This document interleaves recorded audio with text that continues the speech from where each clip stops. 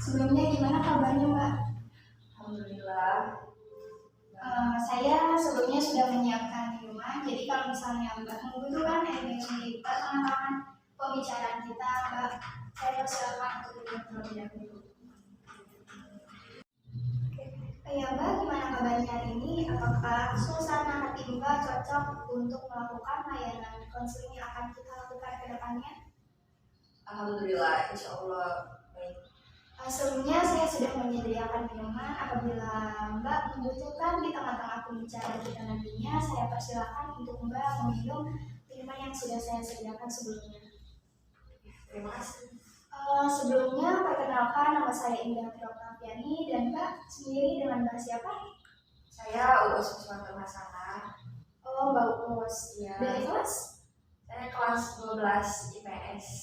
Mbak Uus dari kelas 12 IPS. Iya. Oh ya, sebelumnya Mbak mengetahui layanan bimbingan konseling ini dari mana ya?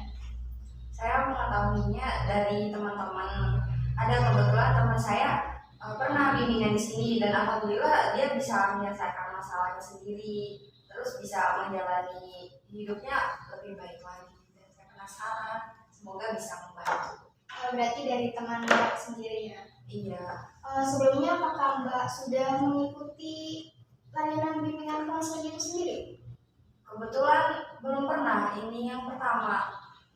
Jadi yang pertama ya, karena Iya. Mbak baru pertama melakukan bimbingan konseling, sebelumnya saya akan mengenalkan bimbingan konseling individual itu apa dan bagaimana yang akan kita lakukan ke depannya.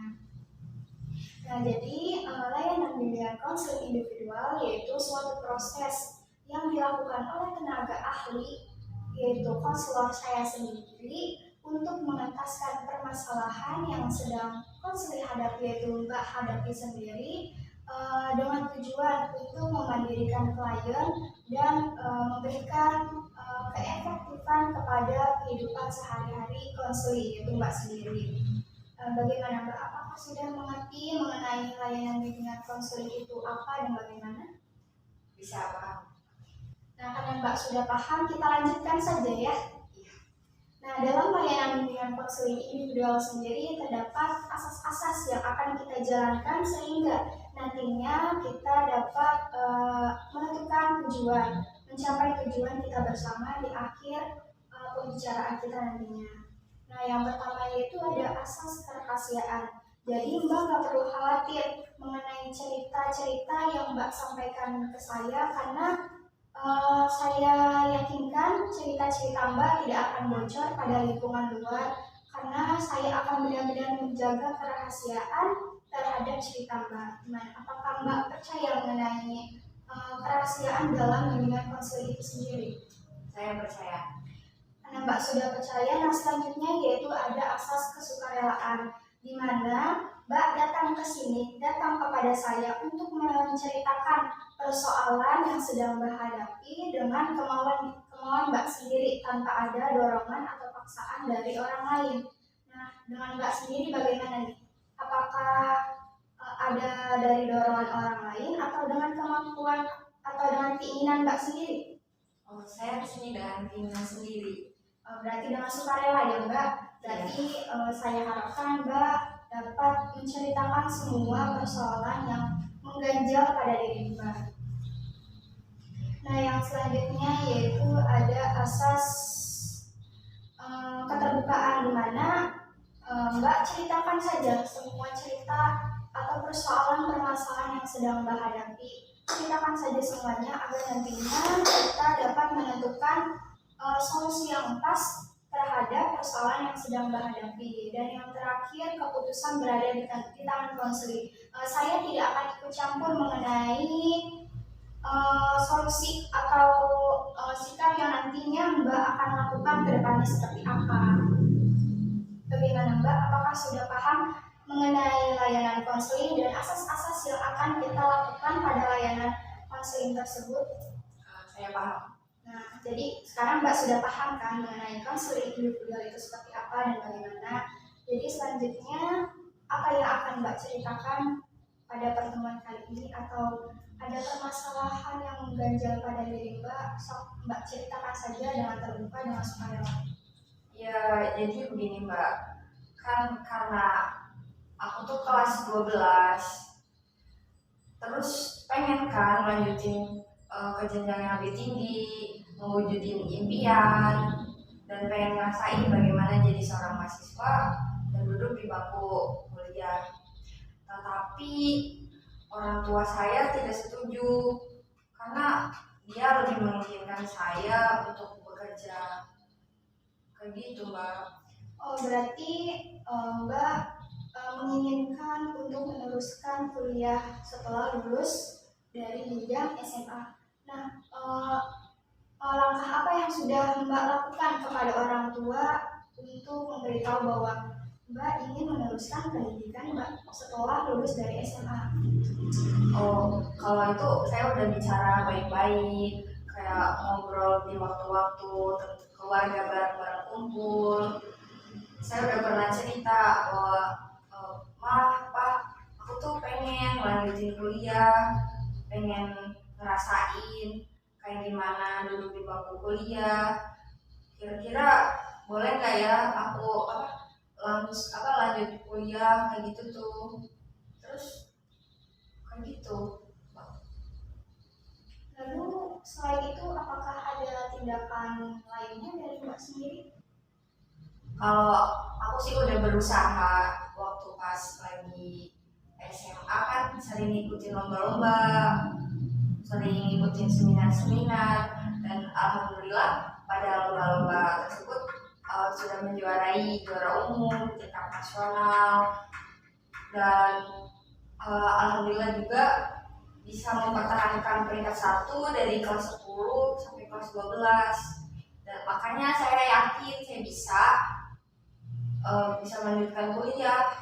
Tapi orang tua saya tidak setuju, saya bingung. Wah, berarti Mbak sendiri berprestasi ya dalam lingkungan sekolah Mbak sendiri. Sesuatu hal yang cukup baik untuk perkembangan Mbak, untuk lanjutnya sebagaimana. Tapi tanggapan orang tua tuh seperti apa, atau adakah kendala yang menjadikan orang tua Mbak itu tidak mengizinkan Mbak untuk meneruskan pendidikan Mbak? Iya, jadi ada kendalanya karena saya kan anak pertama ya Mbak. Orang tua saya tuh menginginkan saya bekerja karena mereka kurang bisa membiayai saya, karena orang tua saya juga kan bisa menghidupi adik-adik saya yang lain. Jadi di orang tua saya menginginkan saya untuk bekerja, kenapa saya pengen kuliah.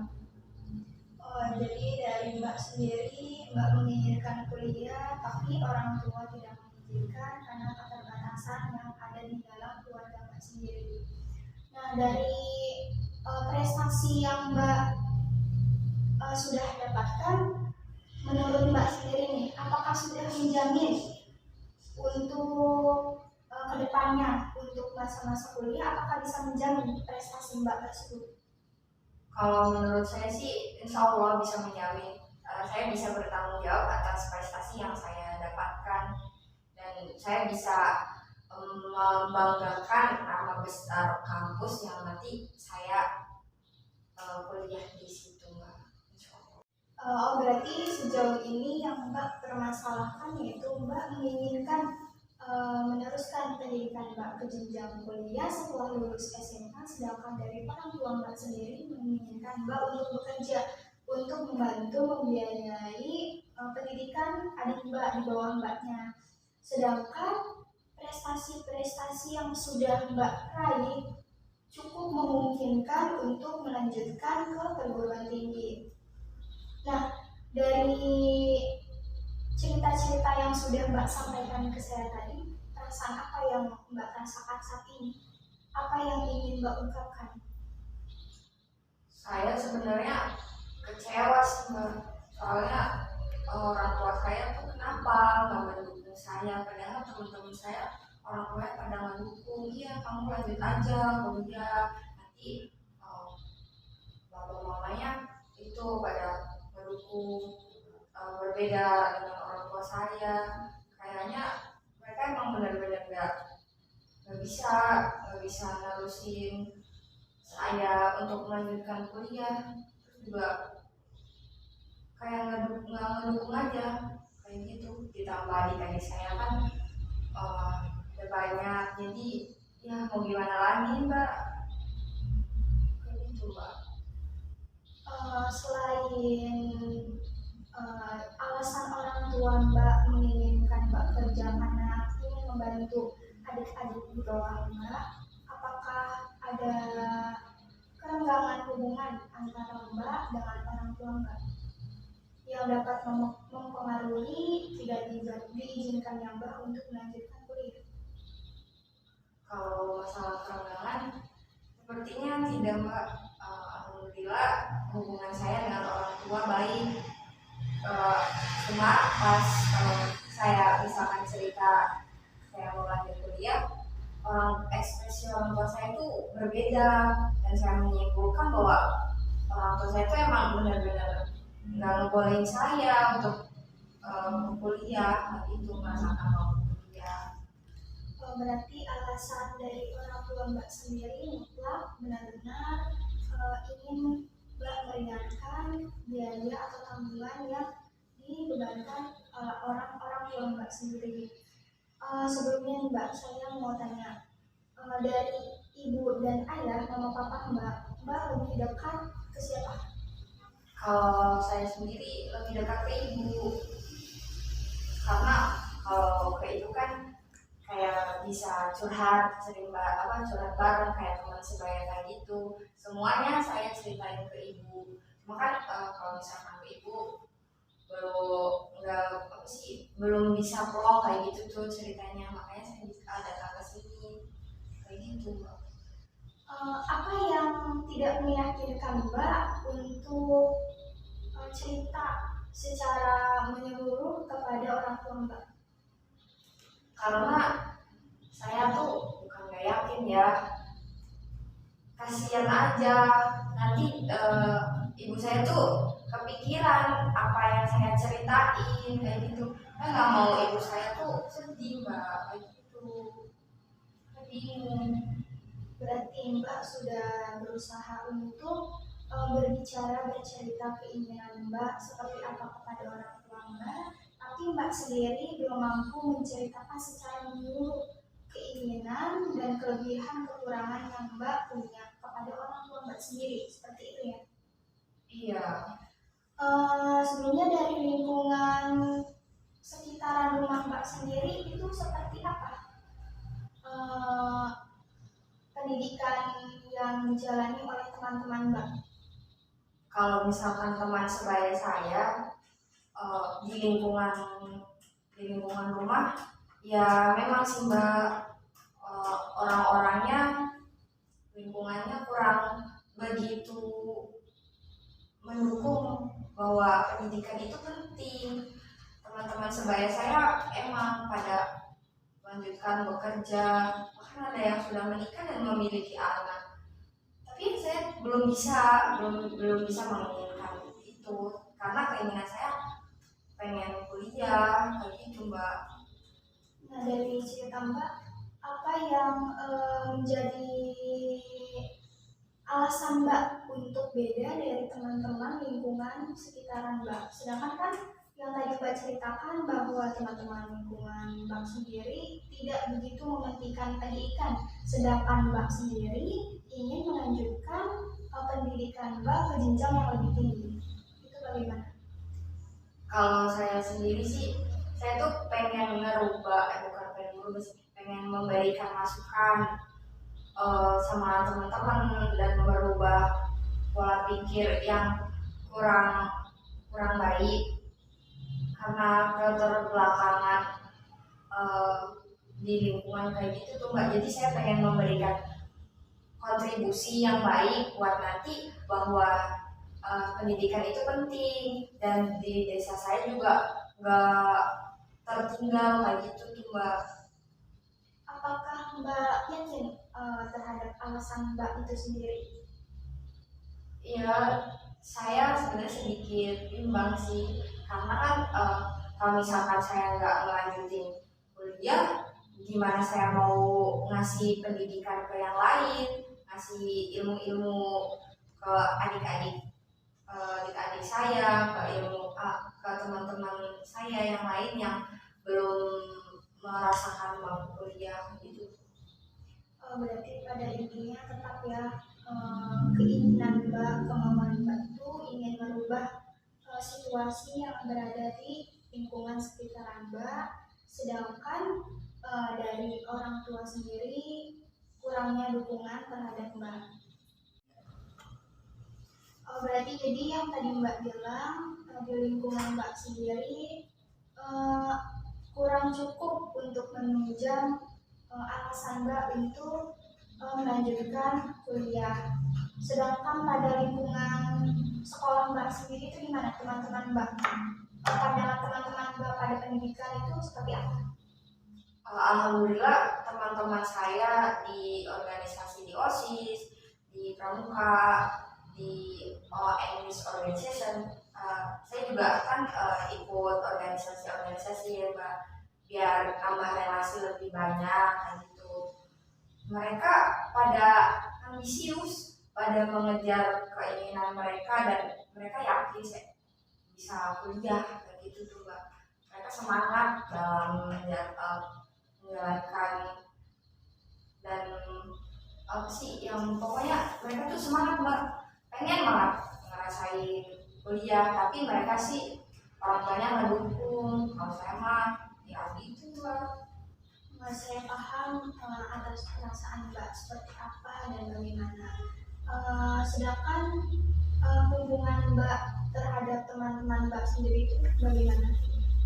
Apakah ada masukan-masukan dari teman-teman Mbak mengenai permasalahan Mbak, ataukah apa Mbak cuma diam aja, tidak bercerita kepada teman-teman Mbak yang lainnya? Kalau itu kan alhamdulillah saya memiliki 4 teman ya Mbak, 4 sahabat, dan saya kan cerita sama mereka, kata mereka ya udah nggak apa-apa, kamu nurutin aja kemampuan keinginan orang tua kamu, kan kamu katanya nggak pengen jadi anak durhaka gitu bilangnya. Terus kata mereka ya kan kamu kan berprestasi juga, nggak apa-apa, kamu cari dulu jalur-jalur prestasinya.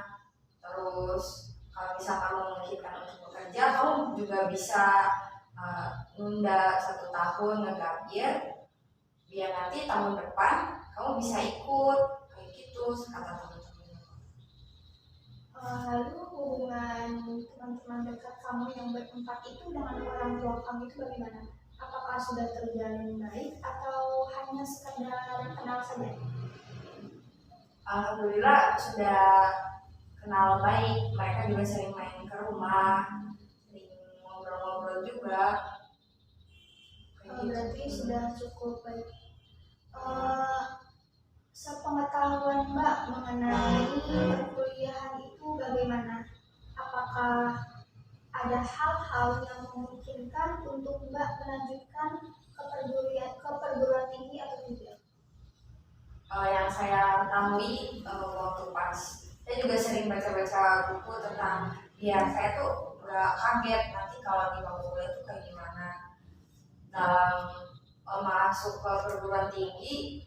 Kalau yang saya tahu, perguruan tinggi negeri yang biasa, yang itu tuh ada 3 jalur. Yang pertama kan saya pengen kalau SNMPTN kan kita ambilnya dari jalur rapot, itu nilainya diambil dari yang semakin tingkat kayak gitu, dan stabil kalau SNMPTN, dan itu kita nggak bayar 1 sen pun. Kalau misalkan SBMPTN kan kita bayar pendaftarannya, nanti kita baru deh ikut ujiannya, tapi kita belum tentu diterima apa enggaknya kan Mbak. Terus yang terakhir jalur mandiri. Kalau jalur mandiri kan biayanya lebih besar, kayaknya saya nggak mungkin deh pakai jalur mandiri. Terus ada juga jalur prestasi. Nah, berprestasi kan nanti siapa yang berprestasi nanti bisa masuk ke jalur prestasi itu. Tapi kalau misalkan ada aku kan pengennya lanjutinnya ke itu ya Universitas Islam. Jadi kalau di Universitas Islam negeri beda lagi, bukan bukan SBMPTN tapi UMPTKIN, dan naungannya juga di Menteri Keagamaan bukan Menteri Pendidikan kayak biasa kayak gitu. Itu sih mbak yang saya ketahui, pokoknya seru aja kan. Berarti pemahaman Mbak sudah cukup luas ya mengenai lingkungan dan jalur-jalur apa yang ada pada lingkungan perkuliahan itu. Selain jalur-jalur yang Mbak ketahui ini, ada nggak sih info-info yang sudah Mbak ketahui mengenai beasiswa-beasiswa yang menanggung kepada murid-murid yang berprestasi itu sendiri? Yang kalau beasiswa kayak gitu, saya pernah baca ada kan beasiswa bidik misi buat yang bisa hafal 30 juz, terus ada beasiswa dari itu yang zakat tuh mbak, kan saya pengen lanjutin ke UIN ya, jadi lembaga zakat nasional, ambil zakat nasional, nanti dia ngebiayain kita dari awal masuk sampai nanti keluar, dengan syarat kita bisa memenuhi program-program kerja mereka kayak gitu, dan berpartisipasi dalam kegiatan yang mereka lakukan kayak gitu. Mbak sendiri yakin nggak dengan kemampuan, dengan apa yang sudah Mbak capai di lingkungan sekolah Mbak sendiri? Sejauh mana Mbak yakin terhadap kemampuan Mbak? Kalau saya sih yakin mbak, saya yakin bisa lanjutin kuliah, tapi karena saya nggak mau jadi anak yang nakal, jadi anak yang durhaka, ya udah lebih baik saya nggak ngalah biar keinginan orang tua saya dulu yang diutamain kayak gitu, karena kan saya juga nggak mau bikin orang tua sengsara, karena walaupun emang nanti dapat beasiswa tapi kan uang jajannya setiap harinya kan pasti susah kayak gitu mbak. Berarti Mbak sendiri masih merasa khawatir terhadap tanggungan biaya yang kedepannya takut ada biaya-biaya yang tidak terduga yang harus Mbak selesaikan. Jadi kesimpulan sementaranya berarti dari Mbak sendiri ingin melanjutkan kuliah, sedangkan dari orang tua menginginkan Mbak untuk lanjut langsung kerja untuk membantu membiayai adik-adik Mbak. Sedangkan prestasi-prestasi Mbak sendiri memungkinkan untuk Mbak melanjutkan pendidikan Mbak dengan mengikuti beasiswa-beasiswa yang sudah tersedia, yang sudah disediakan oleh pemerintah. Seperti itu. Iya mbak, betul. Sebelumnya saya persilahkan dulu untuk Mbak minum terlebih dahulu untuk menenangkan sedikit perasaan dan pikiran Mbak. Diminum ya mbak. Ya, silakan.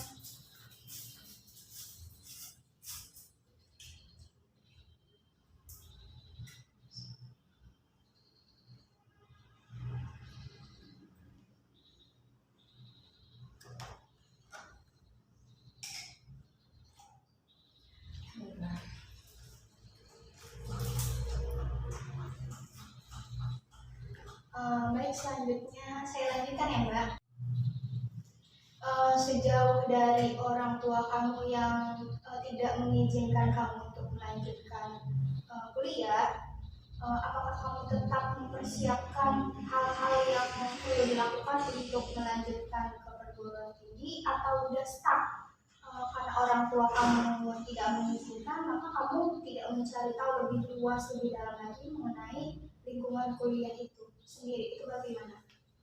Kalau saya sendiri mah sering baca-baca buku di perpustakaan dan minjem-minjem buku yang kakak kelas waktu pas jalur masuk kayak gitu mbak. Kayak jadi saya mempelajari soal-soalnya, terus sering tanya-tanya, nanti tuh di perguruan tinggi itu kayak gimana sih, ada apa aja, ada beasiswa apa aja yang selain tadi saya sebutin.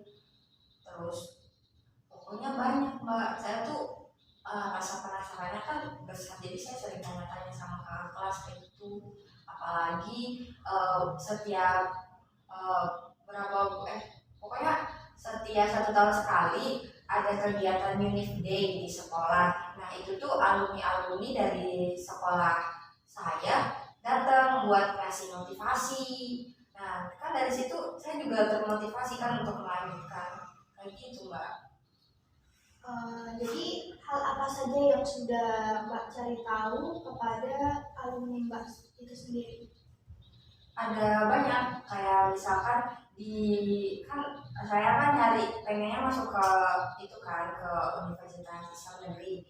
Jadi saya tanya-tanya di dalam UIN itu tuh ada apa aja, kayak fakultasnya apa aja yang cocok sama saya, kira-kira apa ya, nanti biar nggak salah masuk kan, sia-sia. Terus jurusannya ada berapa, kayak gitu mbak. Oh, berarti kesiapannya sudah maksimal ya untuk melanjutkan keinginan Mbak meneruskan pendidikan ke jenjang kuliah. Iya. Jadi menurut Mbak sendiri nih ya, menurut pendapat Mbak sendiri, apa sih yang jadi permasalahan?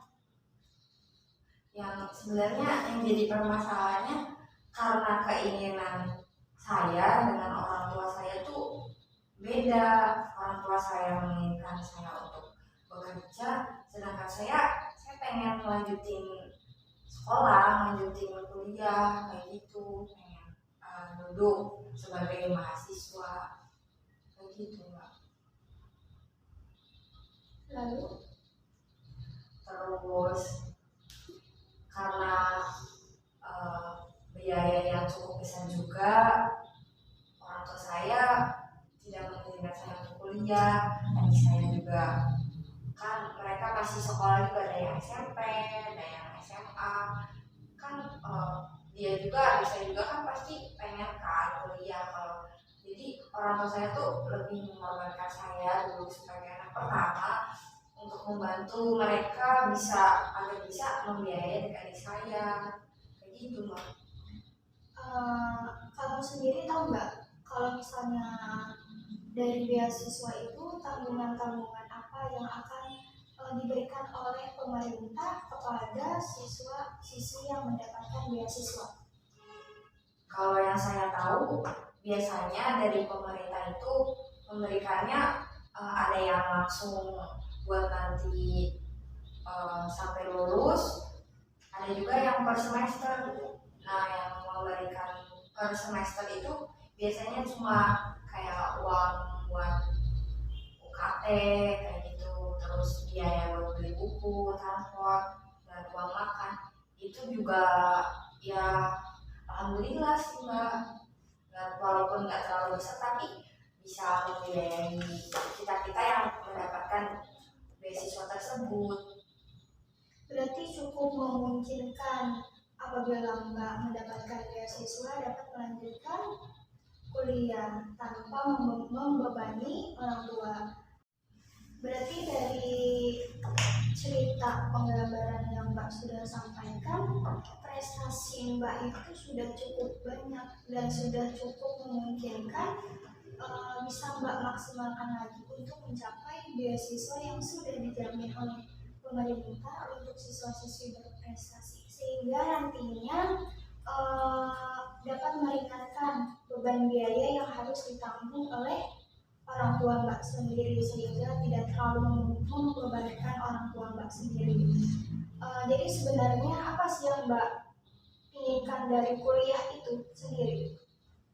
Kalau saya sih ingin yang pengen banget saya dapetin dari kuliah itu, karena kan di keluarga saya belum pernah ada anak yang bisa melanjutkan perguruan tinggi dan lulus sebagai sarjana, dan saya jadi ingin yang pertama kayak gitu Mbak. Selain itu saya juga pengen nanti kalau misalkan saya sudah menikah dan memiliki anak saya tuh bisa terdidik kayak gitu tuh, kayak gimana sih terjaga kesehatan mentalnya, nggak kayak saya kayak gitu Mbak. Tapi dari sebelumnya kan dari keluarga Mbak sendiri belum ada yang pernah melanjutkan pendidikan. Apakah nantinya apabila Mbak melanjutkan pendidikan Mbak bisa memecah pola pikir dari keluarga-keluarga Mbak yang lainnya, kayak beranggapan dia sombong nih, padahal gak mampu, gak punya biaya, tapi sok-sokan untuk melanjutkan kuliah. Nah itu gimana Mbak? Kalau saya sendiri sih yakin kan, karena gimana ya, ketertinggalan pola pikir yang ada di keluarga saya kan kurang baik, kurang bagus juga. Jadi saya pengen membenarkan, maksudnya pengen membetulkan biar pola pikir itu tuh udah stop di saya aja, jangan sampai ke anak cucunya nanti kayak gitu. Kan emang pendidikan kan penting kayak gitu, walaupun nanti pendidikannya emang nggak ada di sekolah dan di lingkungan keluarga. Jadi keluarganya saya dan keluarga nanti adik-adik saya tuh bisa terjaga kayak gitu tuh, pola pikir dan kesehatan jasmani dan rohaninya. Berarti keinginan Mbak tetap mementingkan orang lain, orang sekitaran lingkungan Mbak sendiri ya. Jadi apa yang bikin Mbak semangat untuk meneruskan pendidikan Mbak itu sendiri? Kalau saya semangat karena saya juga termotivasi dari Ustazah Oki Setiana Dewi. Beliau kan seorang yang luar biasa banget ya. Jadi dia sebagai ustazah yang menyiarkan agama Allah, terus juga dia jadi seorang ibu, dan pokoknya beliau juga salah satu motivasi saya dan membuat semangat. Selain Rasulullah sendiri Mbak, kayak gitu. Selain itu apakah ada semangat lainnya yang bikin Mbak ingin terus maju?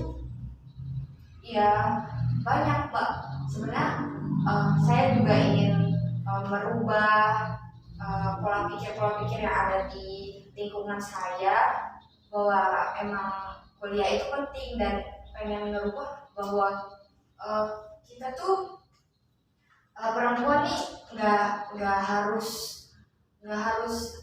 langsung nikah kalau habis sekolah, nggak harus langsung kerja.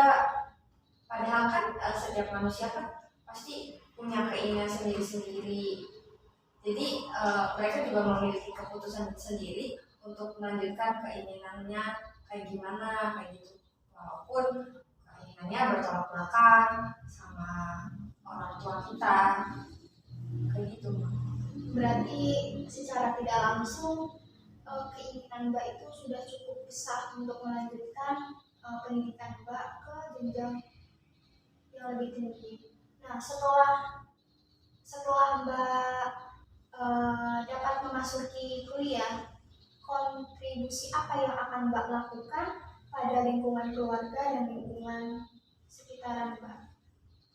Kalau misalkan alhamdulillah saya bisa melanjutkan kuliah, saya kan mendapatkan ilmu nih dari bangku kuliah ini. Nah, saya terapin ke keluarga, saya dapat ilmu apa kayak gini, biar nanti adik-adik saya juga bisa termotivasi untuk bisa melanjutkan ke perguruan tinggi. Kalau untuk lingkungan,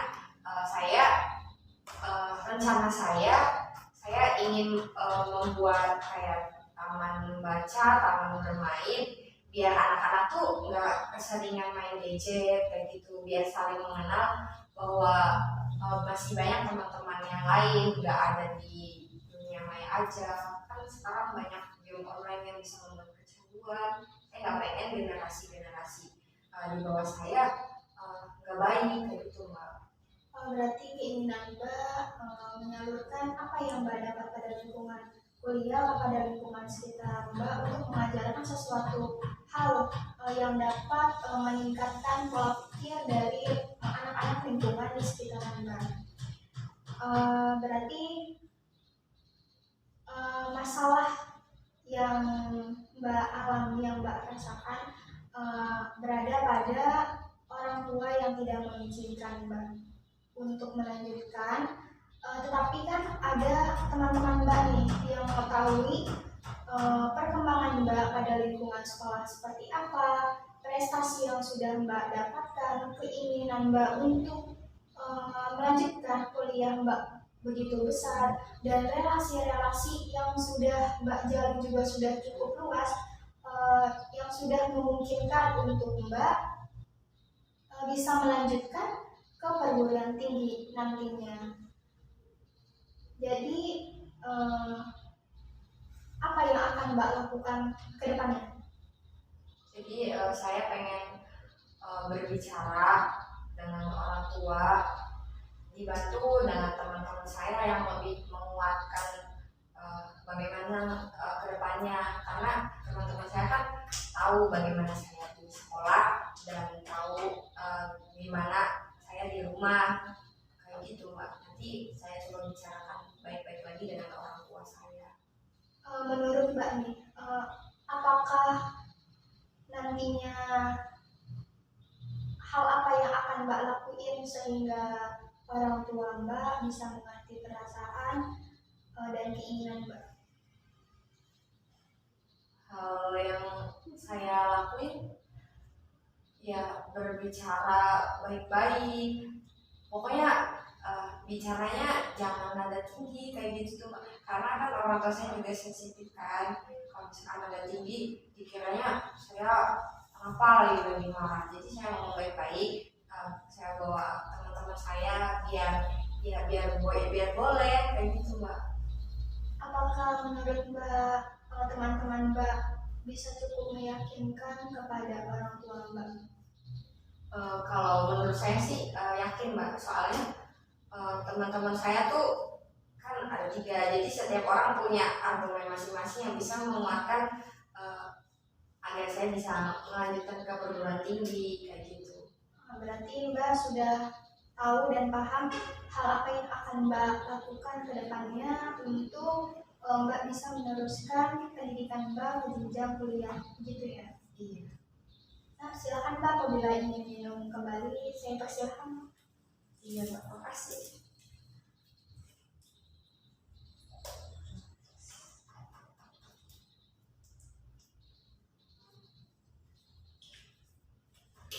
Alhamdulillah.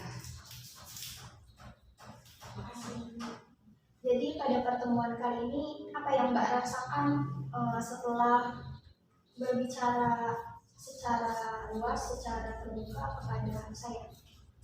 Alhamdulillah pasangannya jadi plong, bisa meluapkan semua unek-unek yang ada di hati dan sedikit lebih terbuka bahwa kedepannya saya tuh harus kayak gimana, nggak bingung lagi Mbak kayak gitu. Apa yang sudah Mbak paham? Apa yang tindakan yang akan Mbak lakukan?